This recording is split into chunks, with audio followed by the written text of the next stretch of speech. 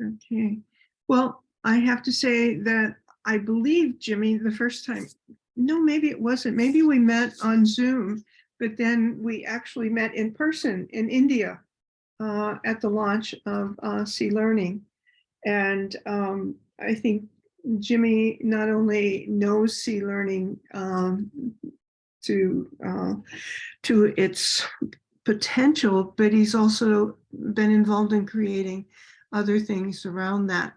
And it's always wonderful when we have our UK hub meeting to have, the familiar face of Mary Catherine and Jimmy and a host of other people. And we're so happy that. Whoops. Oh, that's the trick word. When you say you're so happy, that's when you get knocked off usually. So we are recording, and we've got another member of our conversation. Tina, you're more than welcome. I'm not sure where in the world you might be right now, but we might get a chance even to, because the group is nice, small, intimate group, we might get a chance even before we start our conversation just to say where we are in the world.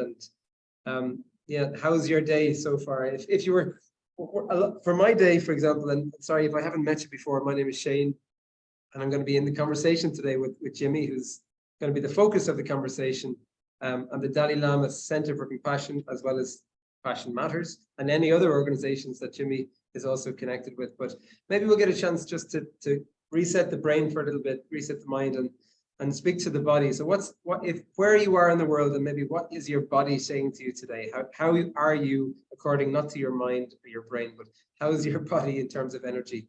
It's 4:30 here in Madrid, where I'm based, and I know that just from our conversation before, Marita was saying it's usually siesta time around this time of the day for people in this part of the world. It is the same in Madrid, and so I'm feeling the balance of energy. I know that evening is approaching. I know that it's been a busy morning, but I'm really excited for this conversation. So I'd say I'm about a 6 energy-wise.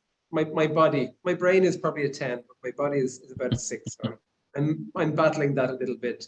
But maybe if we can reach out to Mary Catherine, because you're in my top right-hand corner, Mary Catherine Burgess. You can say where you are, and maybe what's your body saying to you about energy, and your motivation for clicking the Zoom link today. What's your motivation for being here? Sure. Okay. Okay. Mary Catherine Burgess. I'm in Edinburgh. You can tell by my accent, I'm actually from North America.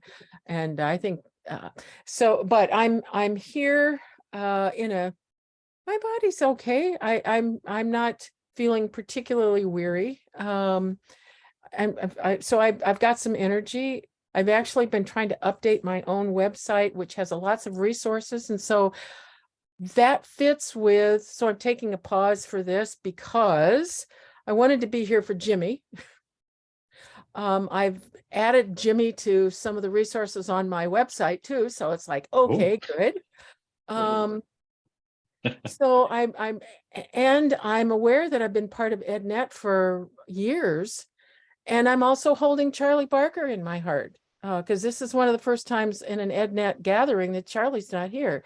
And so it just felt like wanting to get together for Jimmy, for everybody else, and just to acknowledge Charlie. So, but I'm in a pretty good place. Thank you.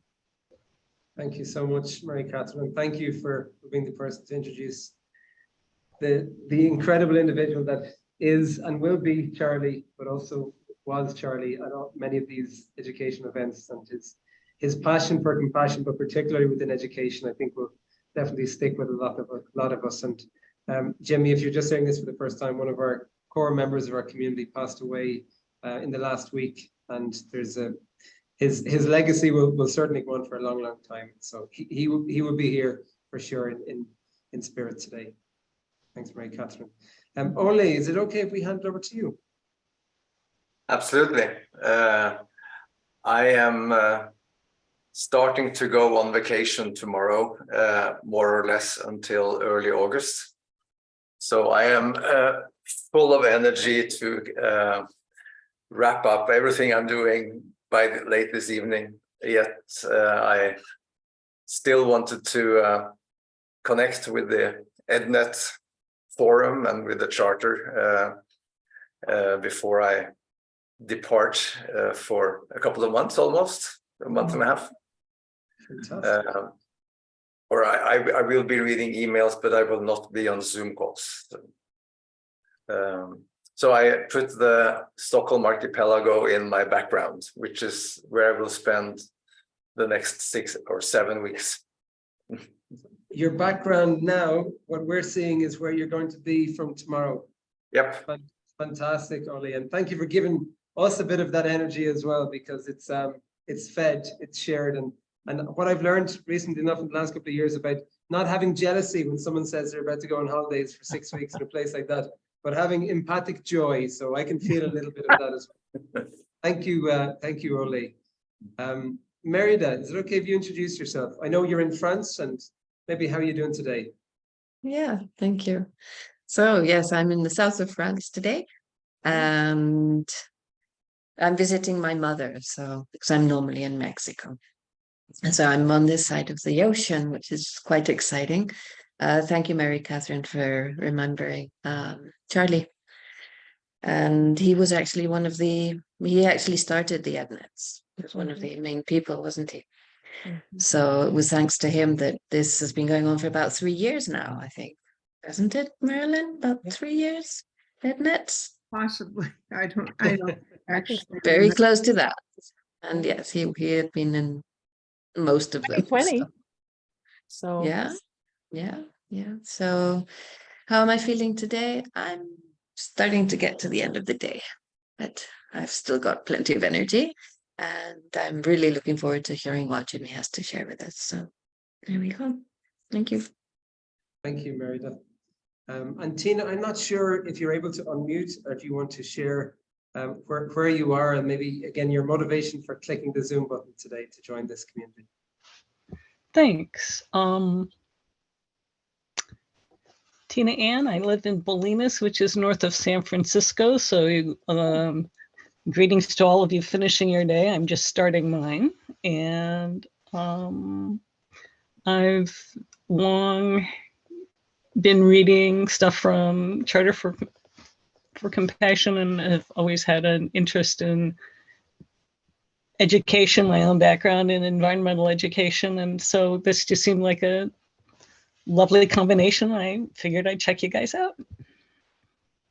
Brilliant. Thank you so much, and you're more than welcome, Tina. Marlon, you literally said the words, "I'm so happy," and then we lost you. So I know we lost power. I don't know why, but so here I am back again. We're going to jump in if that's okay, Marlon. But Absolutely. And we did, obviously you heard we introduced Charlie's honor and spirit for this conversation as well. So Jimi, I won't sort of keep you too much longer, because I'd love to jump into exploring which organization, multiple organizations. I know that from our conversation, first of all, I've enjoyed all of our conversations that I've had over the past number of years, and I'd love for other people to get that sense of the energy that comes out of a one-to-one conversation, but in a group conversation. But from the time that I've got to know you, in terms of the hats that you're wearing, so Compassion Matters, certainly the Dalai Lama Centre for Compassion, and I don't want to get these names mixed up, but you've also got Sea Learning that Marlon has mentioned here as well. So I'm not sure if it's one organization with many hats, a few organizations together, and you can explain this much better, or maybe just a hat for the sun, a hat for the rain, and a hat for the cold as well, where you're based in the world. But generally speaking, looking at compassion and flourishing, both collective and individual flourishing, which I love that phrase jumping out, and that seems to be connected with a lot of the work that you're doing. But in terms of your own background, and obviously we've highly paid lots of researchers that were digging into who and what is Jimi Slattery. But your background in development education goes back some time as well. And that phrase, or that way it's coined, development education, it's not development education in all parts of the world, but it's something that brings us together in our common humanity, because that was my studies and background as well. I think it's global education in other parts of the world, but I'd love to hear a little bit more about that and how it plays into your current role, or your current hats. And you've done a lot of research in terms of widening participation in Oxford, University of Oxford, and also a decade or so of mindfulness in schools and research in schools. But the other two things that come to mind as well from our conversations, Jimmy, and I'm very biased in saying this, you're also a father of young kids and trying to walk the talk of, you know, compassionate education while parenting and co-parenting with compassion education on your doorstep. In addition, your wife and your partner is also involved in education, and I think that it adds a different light to what you're doing as well. And I'm going to put you in the spot, and I don't mean to embarrass you with this, but I knew you were taking on a big physical challenge, and maybe we could start with this, just to explain to people. During COVID, you took on a physical challenge, and most of our conversations, there was a bike in the background. Sometimes you're on the bike, but oftentimes you're not on the bike. But that bike took you 20,000 miles during COVID. Could you explain a little bit about that challenge, and then we can get into the multiple layered hat, because I think it is an impressive one. And sorry. Yeah, I mean, I'm not a sporty person at all. Like I'm a plodder, I think, rather than one of life's great athletes. But I kind of, during lockdown, as we were chatting about before we started recording, I kind of felt the energy within myself, even in a very subtle way, kind of building, and just a physical need to let things go, like let things out through some exertion. So we kind of chatted around what to do, and we decided so I did a virtual bike ride from where I'm based in Oxford in the UK to Dharamsala, and kind of virtually made that journey online. We mapped it out. We updated followers kind of every other day on whereabouts I virtually was in the world. You know, some days Uzbekistan, sometimes the middle of the desert. And it was hugely talking about kind of thematically how you are. For me, that kind of got me through a very difficult time of feeling contained and held in a space when I wanted freedom, and it allowed me to dissipate that energy, and also raise some funds for different organizations as well. So that was a lovely thing to do. But I've hung up my cleats now, and happily passed the bike on to someone else. And you've made it to Dharamsala, and I'm pronouncing the geographic location incorrectly, but physically and virtually? I did many years ago. I haven't been for years. As a kind of in my early 20s, I made it to Dharamsala. So I need to go back. It's every opportunity I get, something comes up, but I'm sure I'll be there soon. Oh, Khaled. Thanks, Jimmy, for sharing that story. I think it really is impressive and deserves to be shared as well. And all that came with that, as well as connecting it to your physical needs, but your work that you were doing, but also the journey that we're all on as well. So some of them are very virtual journeys, because I've only met two of the conversation we're having here, two people I've met in person. But I feel like I know the whole group of people that I work with. Most of those I've never physically met. So Jimmy, is it okay to jump in and just explain a little bit about the confusion that I've created with multiple organizations and hats? And so to somebody who's never heard of Compassion Matters, Sea Learning, and the Dalai Lama Centre for Compassion. Yeah, so the Dalai Lama Centre for Compassion was founded in 2013. It was founded by our former director, Alexander Norman, who his history with His Holiness Dalai Lama, who co-founded the centre with him, was that they wrote books together for about 15 years. So they, I think there was a sense of wanting to build off a number of pieces of research work that were being done in the Mind Life Institute and in Dharamsala itself and in other centres around the world. And there seemed to be a missing place for that in the UK. So the centre was founded with lots of fellows in 2014 and during a visit by His Holiness. And then for 5 years, the centre focused purely on the compassion, and especially the values and moral ethics element. So there was a huge amount of work done into how compassion touches many different parts of our lives, from bereavement to the beginnings of life, to the transitions we go through within, to specific groups and locations, with fellows from all around the world associated with Oxford University participating in that research, and a flourishing community was built.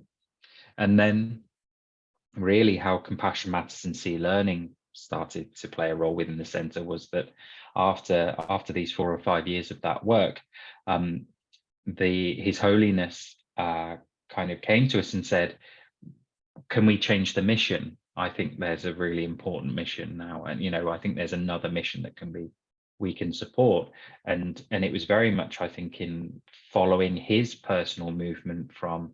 I always see His Holiness as having phases in the missions of his life. He had a huge public engagement mission when I first engaged with him, kind of writing books, doing hundreds of public lectures every year, being very accessible and out there.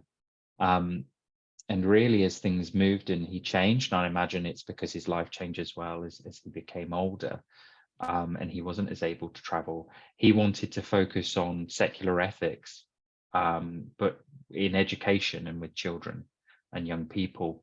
So he asked us to be part of that. And the really wonderful part of, the wonderful part of a request from the Dalai Lama, as it's usually said with such warmth and intellect and reason, that it's very hard to say no, but also it's usually the right thing to do. So we were delighted to kind of move our focus over to that area of work. And a few other centres also were either moving their focus or creating new areas of work. So that's where C-Learning comes in. So at the similar time, Emory started university in Atlanta, which has had a contemplative sciences department for a number of years, much longer than the DLCC, and what we've been doing in the UK. Also founded an educational project called C-Learning. So our project in the UK developed alongside that project, and other projects are around as well, like the Heart Mind project in Canada. So there is a Dalai Lama Centre in Toronto, and they developed a project called Heart Mind, which has a similar focus. So we all kind of developed alongside each other in partnership, sharing different expertise and skills. And we developed a program just for the UK called Compassion Matters. And we were very fortunate that we had some specific skills in documentary making and media and primary school. So kind of 5 to 11-year-olds work in that area within our unit. So we focused on that. I know there was some expertise in Toronto to do with parent work and working, something we mentioned before, with compassionate work with parents. And then in Emory, the project was much larger in scale and was producing a curriculum based around some of the work that was part of the Educating the Heart series of workshops and seminars and meetings over a number of years. And I must, if you want a background to the compassion education work through those organizations, the Educating the Heart website, which the Mind Life Institute still hosts, is a wonderful way to explore that. And it is a wonderful narrative to how all of these ideas from people both within education and those who were interested in applying compassion research to education kind of came into being, and then how these projects grew out of that. So it's a fantastic basis and a really wonderful narrative to explore. So we kind of started on that journey. We ran our Compassion Matters project, which is still running now. I came on board in 2018 because of my background in education and some contemplative work and research. And then we built, from the pilot materials we created, we built a project which has reached about 25,000 children now, not just in the UK but further afield.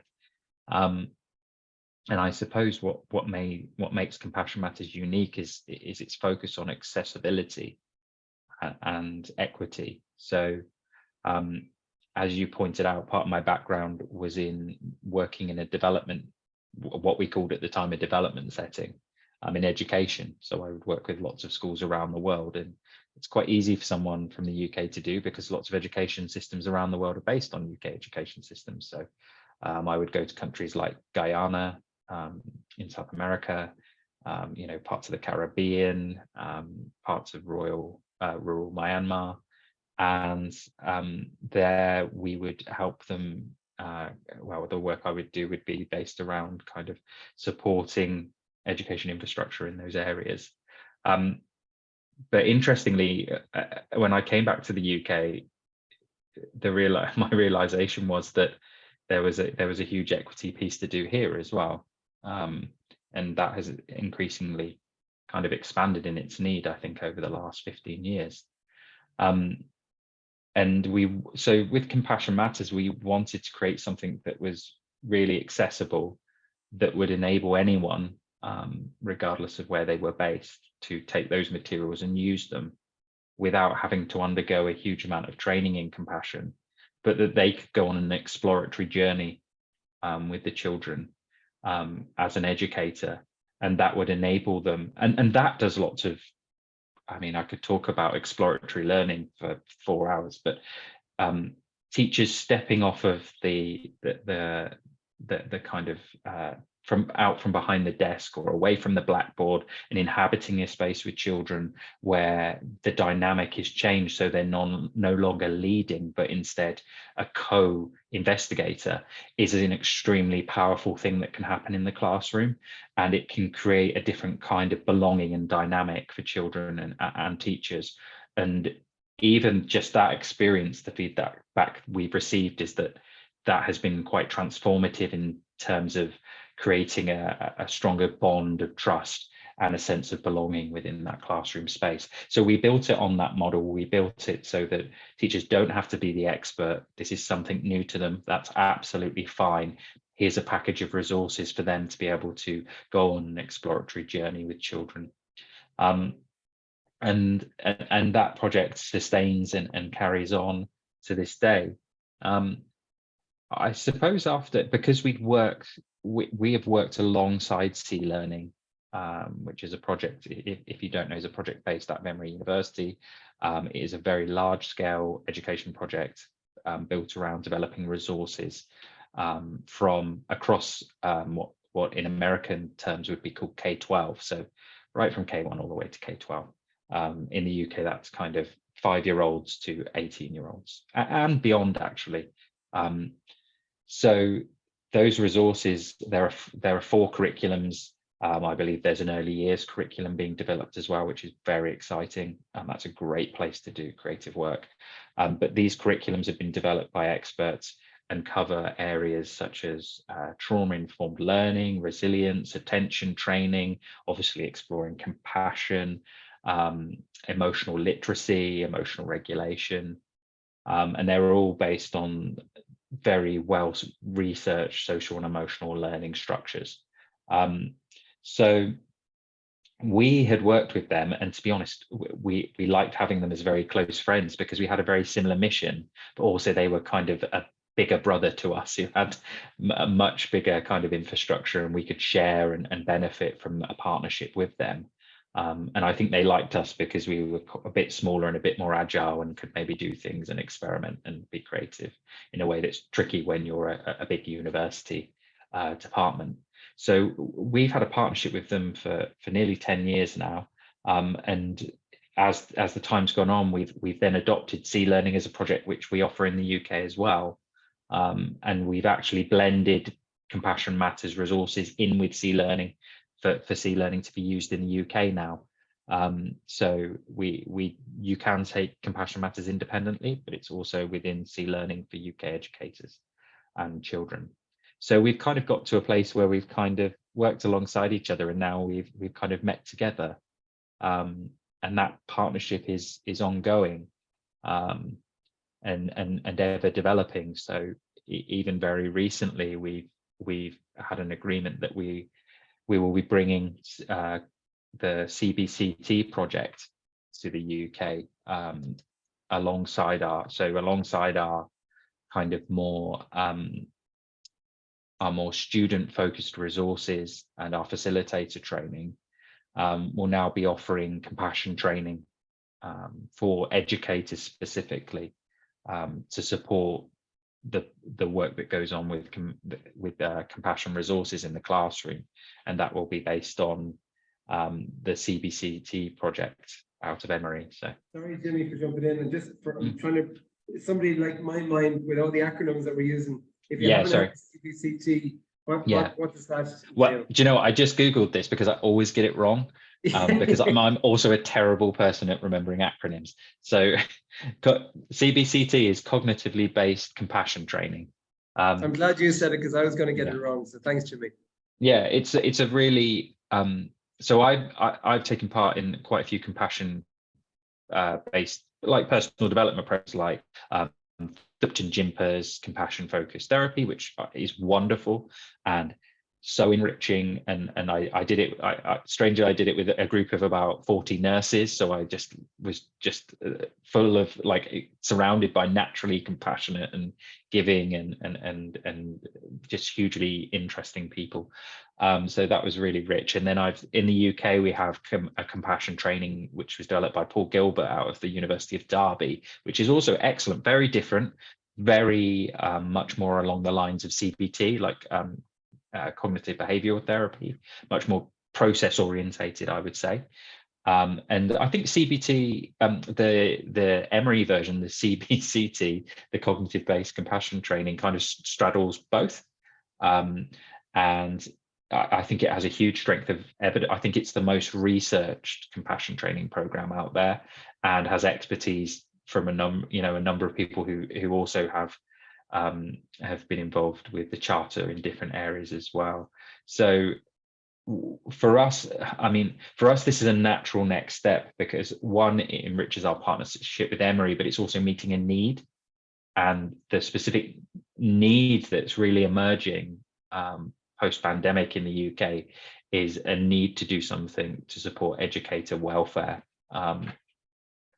This has become actually really acute over the last 12 months for me, just experientially in the schools and in the classroom.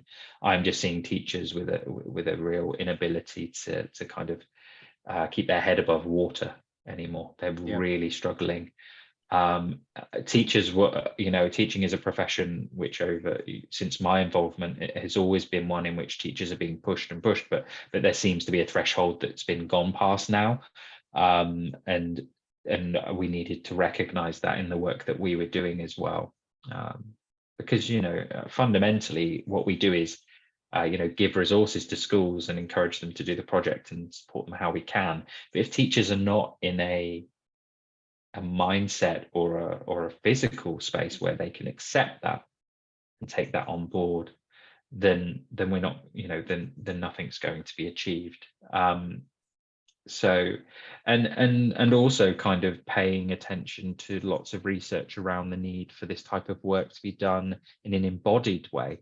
So for a long time, and I think a lot of charities and small organizations kind of have this pressure of doing things at scale, and donors want scale. Obviously, everyone wants to see as many people benefiting as possible, but there is a tension there, obviously, with the quality of what you're achieving in terms of positive impact, and very much kind of keeping in mind, and from my experience of the Mindfulness in Schools project, the large piece of research that was done around the Mindfulness in Schools project very clearly outlined that the teachers who deeply embodied that work were doing highly effective, impactful work with young people that had a long-term benefit. When you moved outside of that embodied teacher base and it became more transactional, so like, I've got some resources, I'm going to teach them, I'm not going to understand them, then that impact fell away significantly. So it's keeping that in mind as well, because that's a really important piece of research, and I think brings up a lot of the need for a lot of thinking about scale and impact, and the need to approach with teachers who are engaged or able to engage in the classroom, and if they're burnt out and exhausted or mentally fatigued, or they're suffering anxiety, you know, all of these very common problems that come from having high pressure, then they're not going to be able to do that. We can't expect teachers to be compassionate. You know, it's taking a lot of resource to keep that compassionate space. So that's why we want to balance our work with focused on children with work focused on teachers moving forward. Brilliant. And thank you for sharing. The context, I think, is so important, Jimmy, and even your last point there about, you know, educators' welfare and their own well-being. I personally, I feel that's often overlooked, and I think that's clearly why you've identified it, but it may have been one of my own blind spots or cognitive distortions that, you know, we see educators as potentially people we need to work with in order to get to the target group, which is the young people, and for them to learn and embody this compassionate education. But if the people we're trying to work through are not able to do that because of their own well-being and their health, and particularly over the last number of years where they were being asked to do so many other things. You also mentioned nurses there. I put nurses in that similar category where there's a thresh line, there's a level there, and we may have gone beyond that. So what, as a community, do we need to do to take that step back? And, you know, the masks are now off in schools, for example, but that doesn't mean that the psychological or the emotional support, extra support, might be required now on so many different levels. So thank you for bringing that up, and also for contextualizing the journey that you've been on as an individual, but Compassion Matters, Sea Learning, and then the Heart and Mind Institute, Emory. It's fascinating to see all these people that are co-creating, collaborating, cooperating, all the co's, but it seems like you've got a package now in the UK, at least, that's bringing that together, and also the Educating the Heart, which is, it's to see the fruits of all that coming into a package is magical, really, and it's operational. Yeah, and really, like, there's a diversity of resource and training now, I think, that enables anyone to engage with either an educator to engage with personal compassion training, and then use resources for the children in their, or young people in their classroom that fit them. For a long time, I think that there was a desire to be like, we've got to do the best, you know, very similar kind of, a lot of time in education, there's like, I'm going to make the ultimate version of this, and this happens in a lot of fields. But the really lovely thing about working with compassionate educators are that kind of thinking doesn't happen. It's just like, that's great, we can collaborate on that. This will be a version, someone will need that.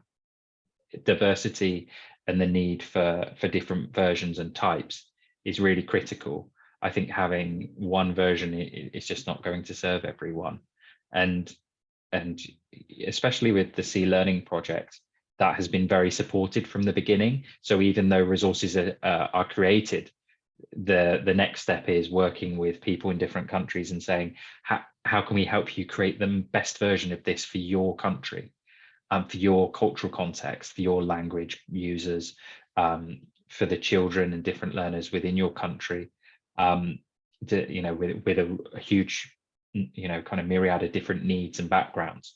And that's powerful. And that collaborative work has been, I mean, to be honest, it's kept me in this work, because working with people who are so open to that, and they don't see it as a challenge, they see it as an opportunity, it is really what keeps me doing this work. Because having a community of educationalists and researchers and specialists or even generalists who are dedicated to working in that way is rare, I think. You know, I've worked in education environments before where it's very competitive, even though the external mission is altruistic. So higher education, I worked in for a decade, and I found it hugely competitive. And I worked for an institution at the University of Oxford, which really isn't competing with anyone, fundamentally. Like, it's, you know, it is what it is. But there was a sense widely that people had to outdo each other, or in some kind of aspects. And I found that very strange, and it's kind of counter to my I suppose my personal approach. But in in all of these, whenever I meet people who are doing this type of work around the world, whenever we see each other face to face, which is quite rare, there's a huge amount of, well, one, it is re-energizing, but two, there's so much that's gained from us sharing each other's kind of different contexts and knowledge, and that richness comes through in the relationship in a very real way. So it's a massively important and enjoyable part of the work I do. I love your approach, Jimmy, and also your honest sharing here about that, what's kept you in it, but also the bizarre nature of this field that we find ourselves in, that, whether we're innately more competitive or more collaborative is still up for debate for some people, but and like being authentic and honest in this conversation, we've also had to step back at times because competition or fear of competition may be taking place, and it certainly doesn't serve the people that we're trying to ultimately reach out to, but it's real and it's there and it's present. And I think calling that out is important as well. But hearing about the collaboration that you have, that you're engaged with all across in terms of age groups, in terms of groups like parents and educators, and the excitement you talk about with the development of the early years, the new early years material, I think that is really exciting, because that's I think from the Chart of Compassion perspective as well, as we're trying to focus in on that age group. But that's not to say that those that are 18 plus, we can't work with them as well. But knowing somebody out there, our collaborators, our friends, our partners are doing that, it's reassuring. So we're going to open it up, if that's okay, for conversation. But I'm going to pick on Mary Catherine first, if you don't mind.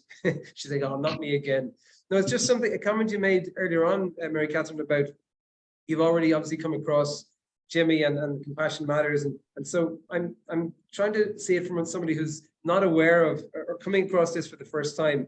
You've already seen it and you've got it on your website, you were saying, and you're using the material. So how does one come across it to get to the point where you are, and what's your aspirations in that respect? Well, actually, I really haven't been to Jimmy's. Yes, I did go to the website, but it's mostly through the UK. What do you call it? It's gone through different names, whatever we are. We were a task force and we're a hub. I don't know what we are, but anyway, whatever we We're just a hub. We're a hub. We're a hub now. Okay. Because we've been different things, but over the years, at various points, then Jimmy'd come in and then I would talk with Magdalene and Magdalene be talking to Jimmy. And and then at one point, Jimmy, you wrote to me and I responded, and then we both were just on busy doing other things, I guess. Yeah. But it has more to do with hearing through some of these online, our website, these Zoom calls over the last few years, listening to Magdalene, because Magdalene and I get together periodically too, and just saying, what have I heard about? What do I know? What have I learned through EdNet? What have I learned through here, for there, for all kinds of different things? And how do I put those together to say, in this area, these are resources. So that's kind of what my motivation has been. But it's really helpful right now. It has been helpful to hear you, Jimmy, talk about those layers and how they fit together and how it's evolved for you. I didn't know that, but that's really helpful. So Great. anyway, I don't know if that answers your question, Shane, but it's No, it does. I mean, it was just something you shared earlier on. So again, if I don't know about it, or I've heard about it on the website, what can I do with this conversation? How can I reach out? And for Ole, for Merida and Marlon, of course, the conversation is open. And it's a two-way conversation. So Jimmy, please ask questions other directions as well. Ole, please. Yeah, there are two things that come to my mind. One is a local opportunity with our friends in Nottingham. The positively empowered kids are working with children in kindergarten and early school years, and are thrilled and highly motivated by what we are talking about and what Compassion Matter stands for. So I think if that connection has not been made, it should absolutely be made. Are you familiar, Jimmy, with positively empowered kids in Nottingham? Yeah, I have heard of the project. It's not been on my radar in a deep way for a while, but yeah, I do have an awareness of the project. Yeah, because they are working exactly in the same vein that you are, with teachers, programs to empower the children to be kind, compassionate, and their greatest selves. And I think you have knowledge that can benefit them, and I think there will also be a synergy by them delivering good stuff in Nottingham to spread this to more of the UK. So in terms of next steps, maybe I should ask them to connect with you. If you can share your email address, or if that, so that is the first thing, the small local opportunity. But then there is this global opportunity, and Marilyn, you and Shane, you need to help me here. I'm thinking about what Arun is working on, to create the map of schools that have a compassion as a foundation. And he's talking about 4,000 schools that in his network, largely in India and Asia, but also in other continents, that have expressed compassion as their foundational value for what they're doing. And I don't know what it's called, but it's just like connecting with positively empowered kids in Nottingham. It could be very meaningful to connect what you're doing, Jimmy, with what the network that Arun is working with. What are your thoughts, Marilyn and Shane? Yeah, I'd like to just chime in and say that there is a progressive number of steps, I think, that we need to consider. I mean, one is certainly Claire with Positively Empowered Kids often comes to our UK hub, as does Mary Catherine, as does Magdalene, as does Princess. And they're all, all of us are working for compassion in education. So, I think, how do you take advantage of finding people locally who are doing similar things so that you can support one another, steal from one another, give to one another. And in the support part, I think that is where you really get to know people. And so, one of the things, and I want to share this because I think it is a road, and maybe I hope I have it up. I don't. Let me get it. So I love your phraseology, Marilyn, as well. So, stealing and giving and connecting it to Nottingham and Robin Hood here. So it's like a compassionate Robin Hood. Well, I think, for example, can you see this where it says promote? So this is part of our new website, which is, as I looked at it even this morning, we're going to change. But, I think part of the road is, and this is what I'm thinking about, is that, we get together regionally, globally, and so, how do we have conversations with one another? So right now, the most consistent conversation that we have that are bringing people together is the kitchen table chat. And that's in our healthcare group. And it was started by Charlie, not the chat, but he really moved ahead to try and say, let's think differently about healthcare. So in the last few months of his life, he really concentrated and we worked together to identify people who we knew in healthcare and looked at it very broadly. And so we have been able to come up with probably 6 key people who do come to this kitchen table chat, and they named it. And it's every Friday, first Friday of every month. And it's an opportunity for people just to get, not only to get to know one another, but to understand how broad something like healthcare is. Because, you know, we all work, you know, we might work in palliative care, we might work as nurses or doctors, but all of a sudden we have neuroscientists who are involved in schools of medicine, one from University of San Diego, another one from Yale, who come in. We have a person's rights person, and then also public policy and healthcare. And so I think they keep coming back to the table because they're astounded about the work that each of them are doing and how they can kind of continue that conversation. But the possibility of that conversation breaking down into other conversations is a big opportunity. And I can see that, you know, that is something that could happen. I guess another thing is our Sangha, where we intended for teachers to come together.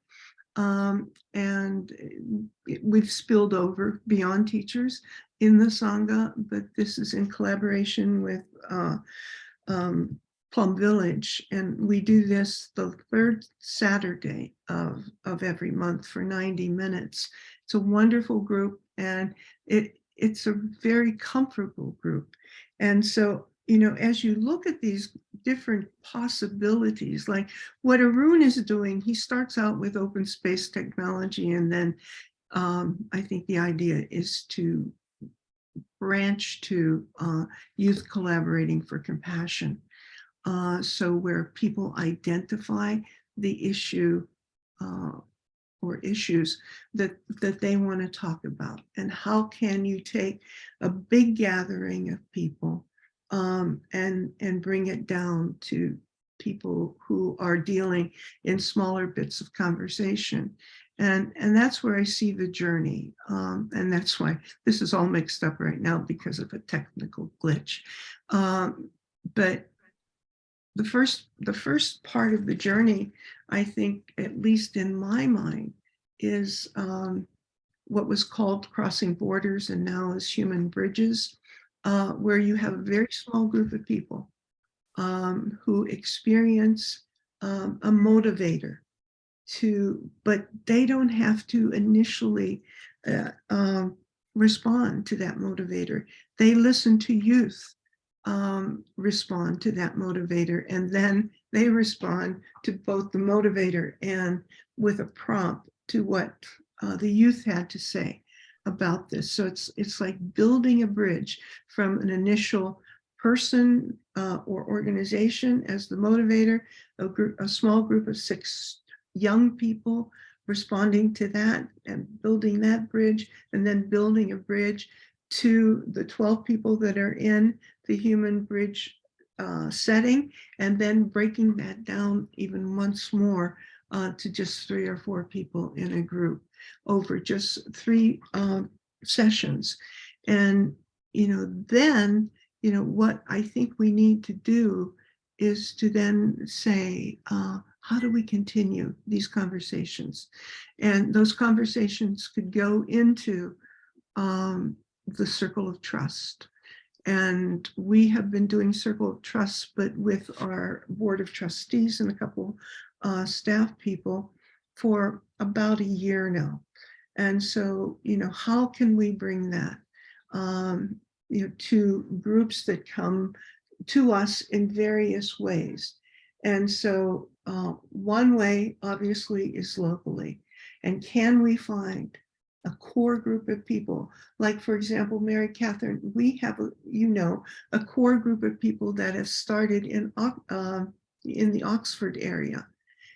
Jimmy, we need to get you involved with Magdalene more, with Princess more.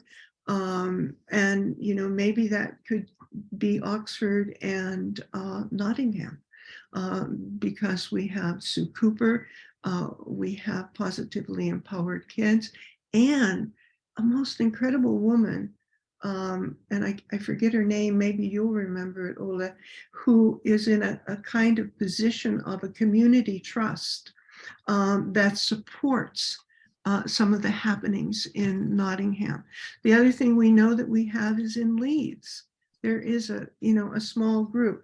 And so, you know, how can we be more supportive of cross-pollination? I think that's the big thing, that you do this locally, but it's almost like that kitchen table group. I mean, that's more broad in terms of geographics.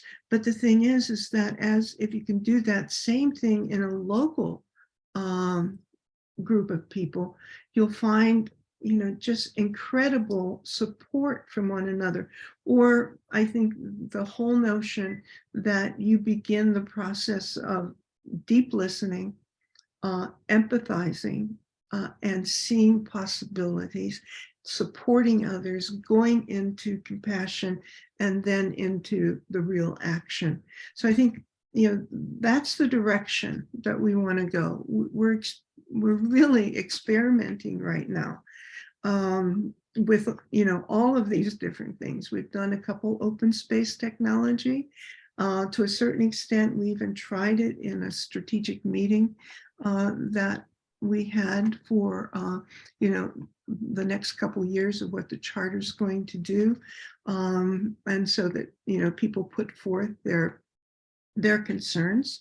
We did it with a group of youth of 250 in September and last September, and then about 175 in December. It's a really interesting process. It's a complicated, more complicated online than it is in person, but very possible. And so, you know, we need to, I think, approach or begin a conversation with people who truly are kind of the key person in each community, or the key persons. And then, you know, just explore together, how is it that these conversations could lead to, you know, more compassion and action, more support of one another.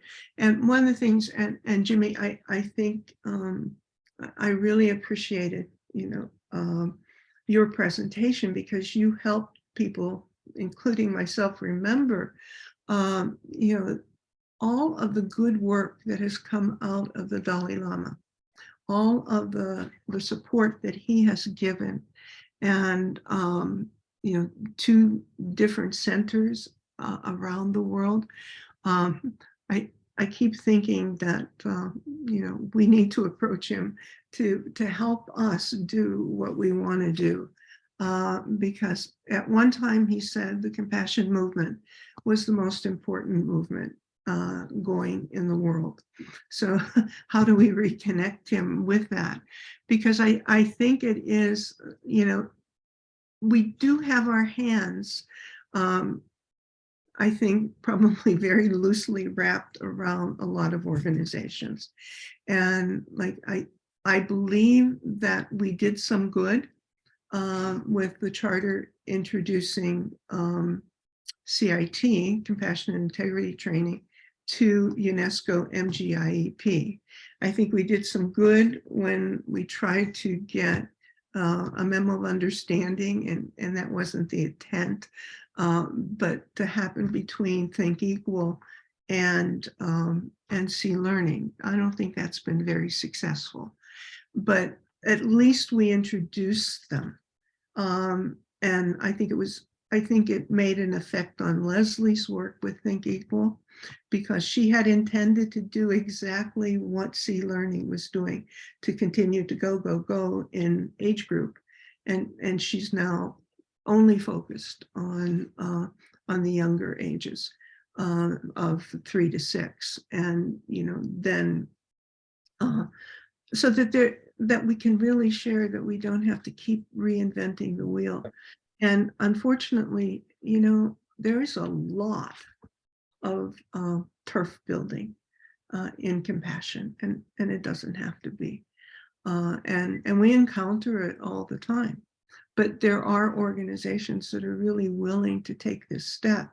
It's going to be interesting. I just wanted to share this one last idea, is that you know that Oxford published the big book of compassion research a couple years ago. So our science and research team, it's very small, led by somebody from Federation University and a board member as well, Dr. Lynn Reeder, they are doing interviews, and they have, I think, 6 done so far, of contributors to that Oxford handbook, asking them, you know, what is it that has changed since that book came out a few years ago? And the interviews we're now collecting them on our website. But then the next most important step is to start bringing those contributors together to really talk with one another instead of remaining in their silos. So we're excited about that project, and we need more help with it. Lynn does.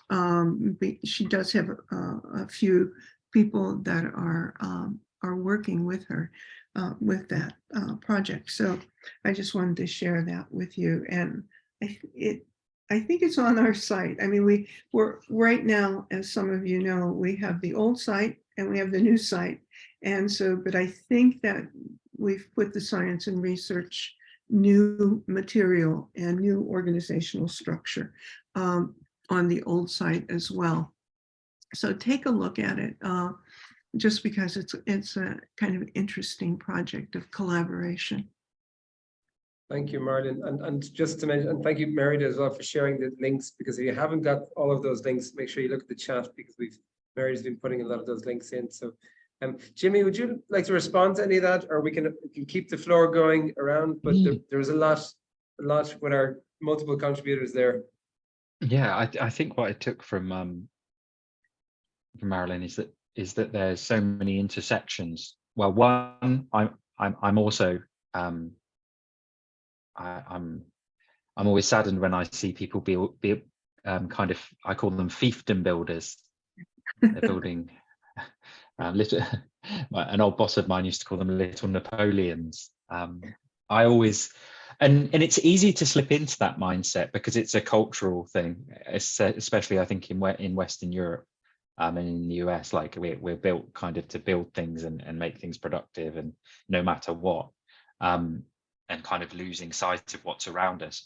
But my kind of antidote to that has always been, the question I always ask myself is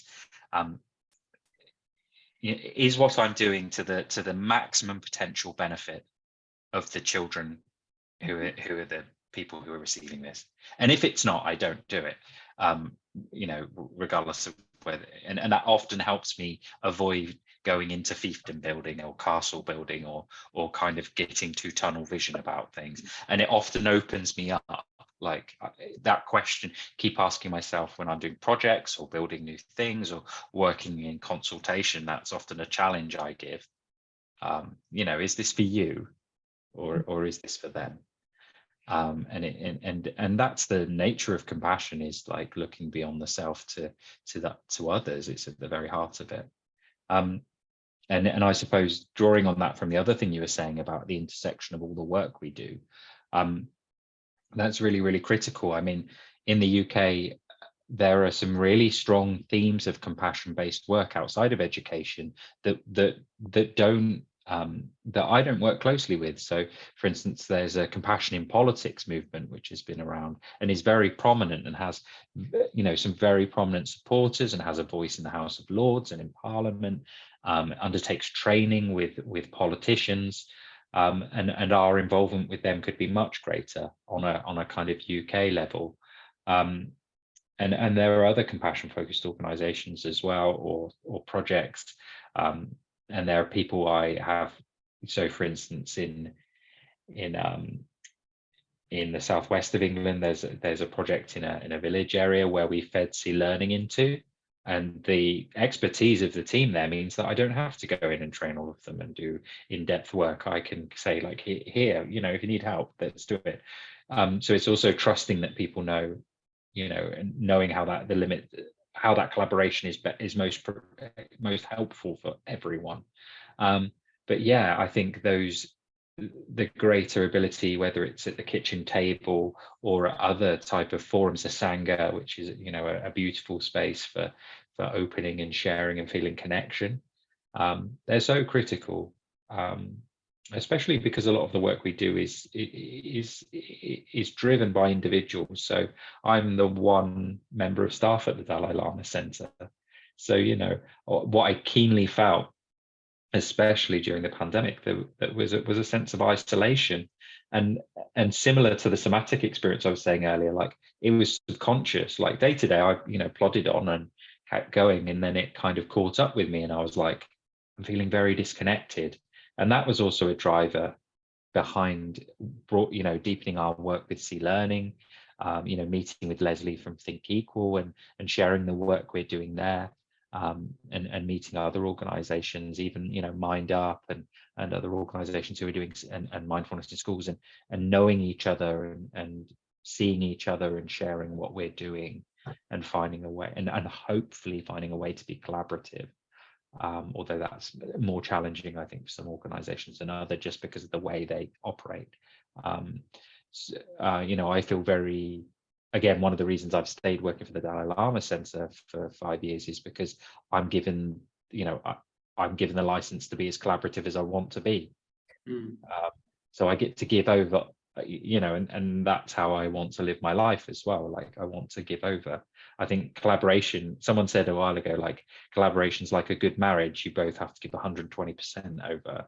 There's no like, you can't stop. You have to give more than, you have to meet more than halfway. You have to broach that line, that barrier of that is there sometimes, especially in organizations and projects. When you're working with others, it's easy to stop there. But if you go over that line and you go into the 60% and the 70% each, there's so much benefit that can come from that. And these kind of spaces are a natural place are a natural environment to enable that to happen, I think.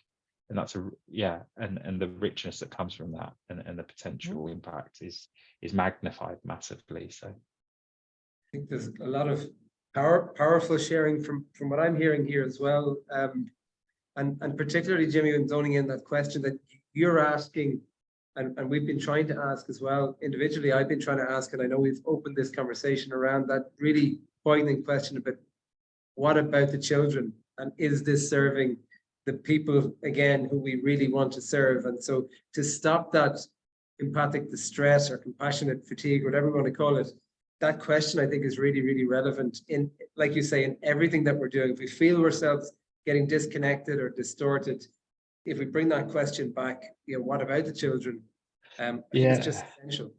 Yeah, I think it's essential, and I think it's in the UK context, what I see as a really hopeful thing actually is that there's a lot of teachers who've gone through processes such as academization and corporate involvement in schools, and they found it very alienating in terms of their values and their drive for being an educator, because it's a lot of the values are counter to what the reason they came into education.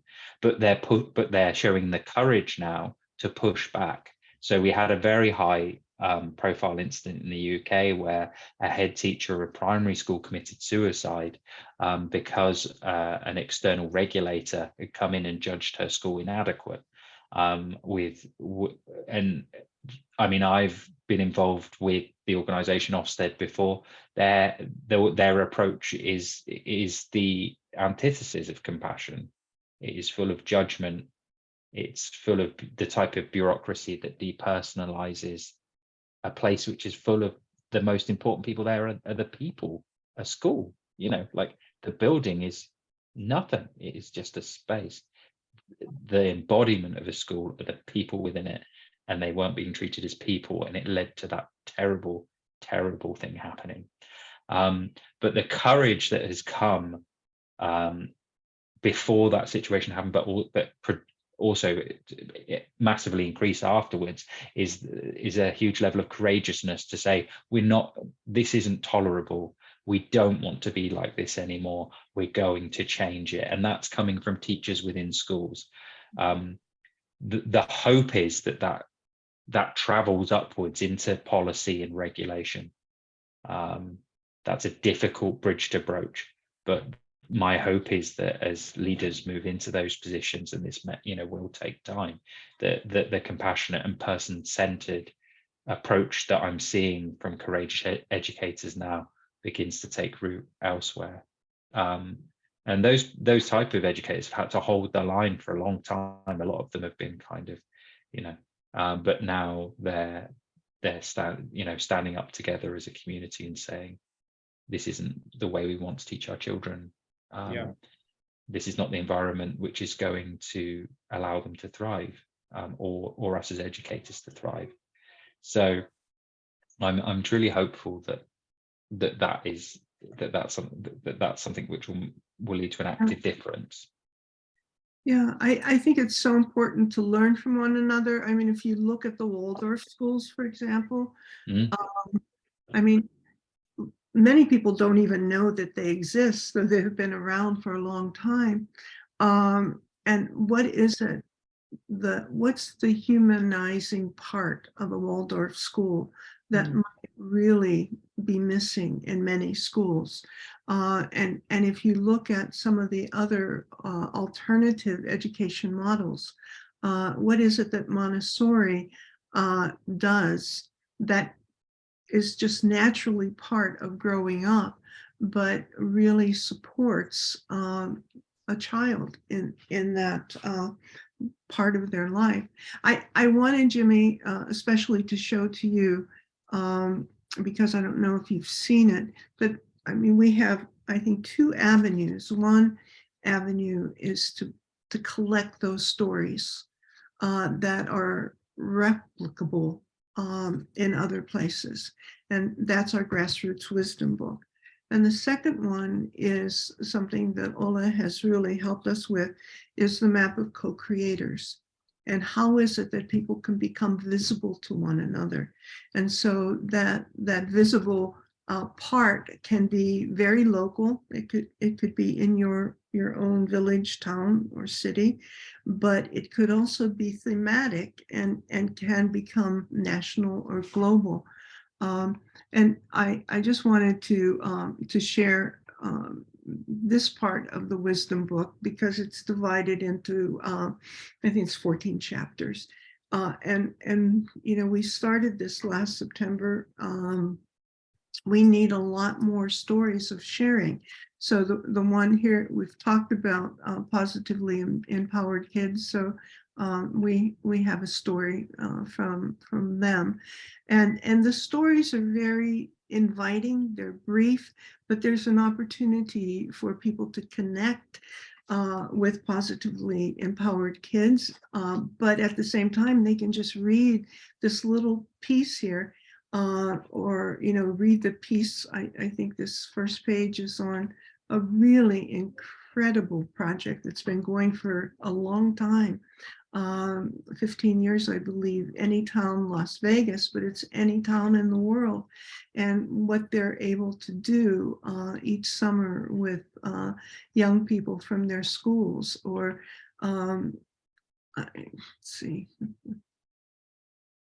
Here's one on the Random Acts of Kindness Foundation. So, it's just an opportunity where, people, it's almost like when I was a kid and we had a well, and when we didn't get water, we had to prime the well. So we had to go find some water to put it down the well in order to get the pump going again. And I think that's what the wisdom book is. It's priming the well in all of the 12 sectors. But then I think probably everyone has seen the map of co-creators. And but now that we have a lot of people on the map, that's my local community, it always opens up to where you are in the world. But you can see we're growing. But, you know, what we now have to do is to get people to use the map. And I think that, you know, it's probably initially going to be the responsibility of the charter to start getting conversations going. But then I believe once again, like priming the well, once we get those conversations going, you know, there's probably no reason in the world that if we are offering, which I hope we will at the end of the year, a series on restorative practices, that we shouldn't come to this map, and anyone who's into restorative justice and practices, that we shouldn't invite them, you know, to be a part of that series that we're going to do.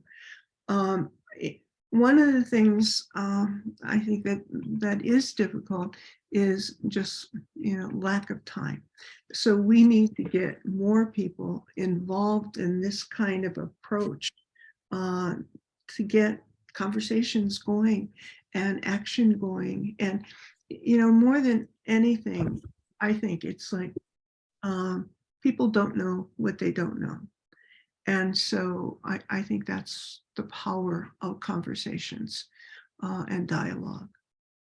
And I think, Marlon, sorry for jumping in here. Maybe Mary Catherine wanted to come in. I could see you getting ready for a question or a comment, Mary Catherine, but we can get to you in a second if you don't mind. But collating the map, collating the stories, like having them in one place is essential, because, you know, they can't be used if they're not somewhere. But for me, at least, the action side, Marta, that you mentioned there, like, how do we use these stories? How do we get them, like, being used in other parts of the world? We know from science, and backing that up from indigenous methodology as well, story is just so powerful. It activates a different part of the brain. We're able to remember, we're able to relate and connect to the stories. So we know how powerful that is within compassion education. And if we don't have stories in everything we're doing, I think we're missing a trick. So all these stories are magical, like they're gold dust. But getting them out there and getting them used, I think, is the big challenge. And similar with the map, the two maps that we have, the map for co-creators, and then all I mentioned, the schools map as well. And it could be schools and all the educators that Jimmy and his networks are working with as well.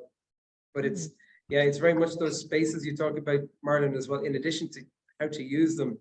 This humility and brave, courageous space that we all need amongst our peers. Like you mentioned, you showed, Marlon, all the different ways that we can have these kitchen table conversations. That's essential to keep us all going. And Jimmy, you've made reference to that as well, that you know, it's that keeps us going as well, rather than coming into conversations. And I've been part of these conversations, unfortunately, where you go into a Zoom room and someone says, I was told I really can't really speak to you about this because there's siloing and I need to own this. And this is within compassionate education. Like, you have to stop yourself at times, but it's the courageous, brave space, the humility, the trust building, and then the use of all the stuff, the material that we have to share out there is really the big challenge, because I don't think we necessarily need so many more new resources, but hearing where they're working, how they're working, and adapting them for different locations and different settings is so crucial as well. But I'm aware that there's other voices maybe that might want to come in here. So we'd love to hear from you, Tina, Merida, if there's any questions, and of course, Ola and Mary Catherine, if you want to come back in. And we've got about 10 minutes or so of conversation. We don't have to have the whole space, but we do have that if people want to make any reflections or comments or questions. Ola, your mic is off. Right, sorry. I just wanted to show to Jimmy the map a little more. So there's a filtering function, so you can say who are interested in education in the world. And these are the people who are interested in education. And we could say who have their primary interest in education. So then these are the people who have their primary interest in education. And you can then take away maybe adult and post-secondary and secondary school and say who are interested in alternative education and education of the young, and you can zoom in and you can see who are the people. So here is, people can be anonymous, but here is a person in, where's that? Yeah. Not a million miles from Jimmy. No, here's an organization, non-profit organization in Oxford. Hey, Jimmy is there, right? Cool. Magic. Yeah, and then you can select each other and connect. So. I was holding my breath for a moment there that was someone else. I was like, oh no, I'm going to be in big trouble if that's not me. And Jimmy, were you thinking competition or collaboration? What was your first? Well, no, more that Marilyn might be calling me up to ask why I hadn't put my details on the map. No, it's a wonderful tool for beginning, and I think you're right, Shane, that making sure that people have access to it is really, really critical, and to keep talking about it and sharing it in spaces like this, and people will watch this on, recording afterward, and will hopefully, be informed that it's there now, and go and look for people around all of those domains, not just education, where they can find the space, a space to collaborate or a person to collaborate with. So what a powerful tool to have. Yeah, and it's your tool as well. I mean, you can Yeah. get it on your website, Yep. get all of your people Mm. to make their way to the map. And it's so funny because you make that offer to people and they don't believe it. I mean, it's like, no, you can, this happens to be on the charter website, but you could have it on your website, and it just goes to one massive map. And so, there are so few organizations, and I have to say that the Parliament of World Religions that we've been working with so closely is an organization that really does incredible collaboration. And it's really hard to get that from some other organizations. But when you find a group that is truly collaborative, it's an amazing thing. Yeah, and so many tools. Sorry for jumping back in here again and taking liberties, but I'm just thinking of the welfare, and that's the term you used, Jimmy. I think the welfare of educators, for example. So many tools out there that you may not feel it's possible to link in, but even the Ishanga that Orla is doing once a month, that welfare for educators, that's what it was designed for initially. And so there's no reason why that can't happen within a very short space of time, that it's not going to be a magic wand and all the welfare is taken care of. But in big conversations or big groups, feeling that sense of solidarity, not only in the aspirations, but also in the suffering and the struggles that teachers, formal, informal, non-formal educators all over the world, that's an offering, for example. And I've been in one or two and they're fantastic, but the numbers are still relatively small. There's no reason why that couldn't grow exponentially. And that's just one example. There's so many other things out there, but it's getting the information out there, and it's the first experience. Once you experience it, then you'll keep coming back for that peer connection, I believe, anyway.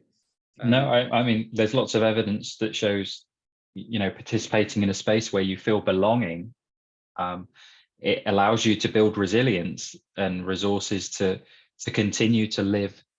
You don't get worn away by the challenges that you face. You have the ability to take them or overcome them, or let them flow past you. We have I know a wonderful researcher at Oxford Brookes University in Oxford, he does a huge amount of educational research about belonging, especially in special educational needs. And his work, it has a huge kind of thread of compassion within it. And that belonging part, I think, is really critical in terms of we can't always stand alone, and maybe often, and certainly in my context of an educational setting, that person with the message of compassion might be the only person or in the organization or in the school who's holding that space. But you can give yourself that resilience through connecting with people and finding that sense of belonging. That has helped me sustain my work And I feel so privileged to be part of the Charter for Compassion, but also part of the global affiliates of Sea Learning, connecting. And I'm very fortunate. I'm going to Atlanta to spend some time with them in the next couple of weeks with affiliates from Nigeria and Colombia. And I also had the opportunity to last year. And it's not just about the kind of pragmatic things we talk about. It's about the kind of support that we can offer each other emotionally and as people, and how that can reinvigorate and sustain us in our work. If I didn't have that, yeah, I wouldn't be able to do it. So that those relationships are very real and extremely important, I think. Jimmy, it wasn't by accident, maybe it was, but the opening story and part of your story of that 20,000 miles, which is still quite colossal, that you cycled from Oxford to Dharamshala, you know, there's a metaphor there as well, but 20,000 miles for anyone who's ever cycled anything. I tried 200 kilometers here in Madrid at St. Patrick's Day, fueled by compassion, fueled by a need to connect with others beyond myself. And 200 kilometers nearly killed me. So 20,000 miles, you know, what you're talking about here, it is incremental, it's step by step. You don't do that in one day, but also your motivation and the connection that you had along the way, you were sharing that with people. And I can only imagine physiologically the energy that's giving you. You know, you're eating stuff, of course, you're getting sleep and replenishing yourself, but knowing that you're connected with other people and that people are part of that journey with you, it's fuel, it's real fuel. It's not just metaphorical fuel. And there's something beautiful in that journey you took from a place that you once visited, but also is heavily connected to the work that we're doing. And Marlon makes reference to the Dalai Lama as well in this whatever this space is we're in right now. And I think there's lots of keys in this conversation here to take that step forward, a few more miles of the journey. And I'm fueled by it, I have to say. But I do know we have got about 3 minutes left for any reflections or comments from anyone who would like to share anything to start closing the conversation as well. I have something, but before I do, I don't want to speak unless, Tina, is there anything you want to say? Or ask or? Thank you. Thanks, not much. I'm just pleased to be here and pleased to make all your acquaintance and to get to know more about Charter for Compassion. Thanks. Thanks, Tina. Well, the things that kind of came to mind for me throughout this, I know that Wendy Elliott in the Flourish Project she's presented a number of times in a number of different situations. It's not only children, but it goes through, it connects the values, levels of consciousness, all those kinds of things. I'm not aware that there's actually the program or facilitation thing, but have you been in touch with her at all, or have you found it helpful to tap into those resources at all, Jimmy, with her? I have had a discussion with Wendy on a couple of occasions over the last kind of 4 years, I think. And I think what she does is so consultative, but perhaps the space where we're arriving at now, where we're dealing with educators, some of whom might need a deeper personal exploration, that's a space that the Flourishing Project can fulfill. So thank you for reminding me, and perhaps this is a very timely opportunity for reconnection with Wendy. Because I don't know. Sometimes you hear about programs, you think, oh, that's great, and then think, well, how much work is going to go into trying to figure out how to use this or share that or figure this out or figure that out. So I didn't know, but if that's a possibility, that's great. Another thing that is, she also is connected with what they call the Spirituality and Education UK, SIEUK. So that's another sort of, and I'm on that, but there's another thing that at least shows more resources. So who knows? That's kind of not meeting the way it had been. She's doing more of it herself, but at least you you can get information. The other thing is across the hall in this building here in Edinburgh is a woman, I say young, but that's because I'm older, who is at the University of Newcastle, and she works in early childhood. And I asked her a couple months ago, because we've got a bazillion things going on in this building right now, and she's kind of like our major liaison with the project manager about. I talked about compassion and the programs that are in the UK, and she says, "Oh yes, I'd like to know." So I don't know what her next project is, but if that's all right, I'll pass on your information. And I'm thinking about the Newcastle and the Positively Empowered Kids, and Leslie. Anyway, so she knows what's available in the UK based on whatever she might be able to do next, because she does a lot of research. So I'll connect you up if that sounds all right. Great. Thank you. And yeah, and I guess the only other thing I'd say is this is about compassion, but it really is about a whole different paradigm of education, which really is about relationship and learning together, which is what you've all been talking about anyway. So it is compassion, but it is far bigger. And we really don't learn if we only have half a brain, the left brain, and that's it.